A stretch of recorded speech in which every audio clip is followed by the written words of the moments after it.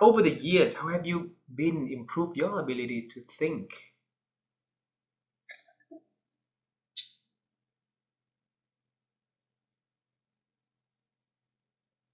Um,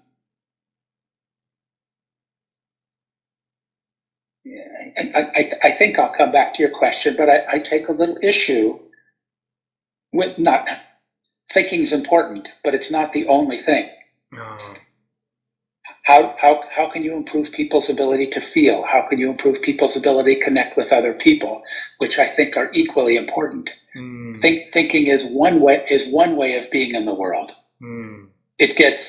I think it gets too much attention at the expense of all those people who feel their way in the world. And connect socially is how they are in the world. So I think, so you can tell I'm a thinker as well, because I use the word I think, not I feel. No, it's very telling. The language is very telling. So how have I improved the way I think? I love to read and getting ideas from both, the professional books as well as fiction and nonfiction. I think I improved my ability to think by engaging with people who think differently than me. I'm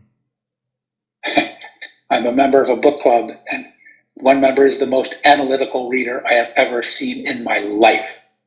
And he pays attention to details that I would miss. But because I know Erwin, I now read a little differently. It's changed a little bit how I think when I read. Beautiful. Erwin is name. Yeah. Erwin. Yeah, I'm laughing because certain stories I could tell I won't, but just such an analytical reader.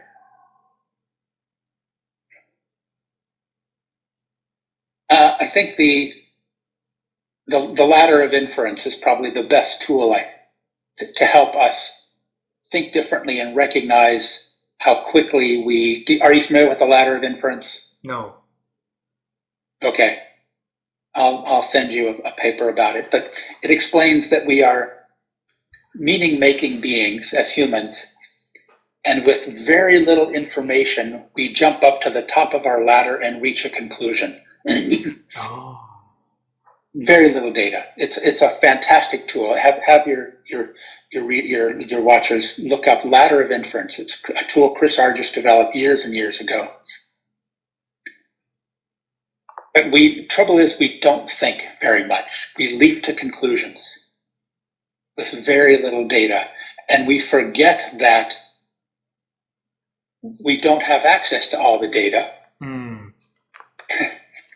We don't have the same experience, so we process data differently based on my experiences. You and I can look at the same thing, and because we have such different experiences, we will reach different conclusions about what the data mean. And then we will reach different conclusions, and we will take different actions based on the exact same data. The story I always tell to illustrate this is, imagine, I do this with a big group of people, you're at a really fancy resort hotel. But you are the world's foremost expert on safety.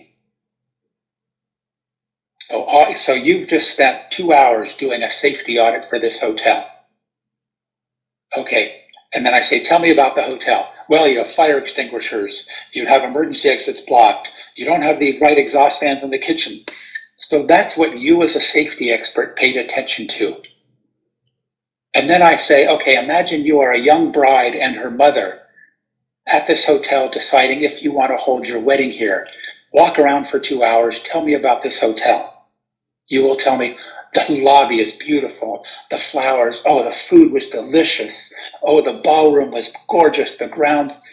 So 2 people walking around the exact same hotel, 2 completely different stories. So we do that all the time as humans. We forget that we only are paying attention to certain data because of our biases, our prejudices, our upbringing, our experiences, but we think that is the truth instead of our truth. So by learning that we think we're thinking, but we're not, we're leaping into conclusions. We don't have all the data. Everybody's experience is different. How can we learn? How can we, first of all, recognize we do this all the time in a split second? How can we learn to bring in these other perspectives, this other data, this other set of experiences, and expand our thinking that way? Because if you ask people, if you find yourself in a debate, stop and go, help me understand how you reach this conclusion. What data do you have? It will end the debate right away, because what often happens is, oh, I didn't know that. That's wisdom right there. It's the only way I know to change somebody's mind is you get down to the level of data and you say, oh, that's interesting. I didn't know that. Now let me share my data with you, because here's what the data I have and the experience. Oh, so to change your thinking, realize you're often not thinking at all. What is the tool name? The ladder, LADDER, the ladder of inference. INFER, inference.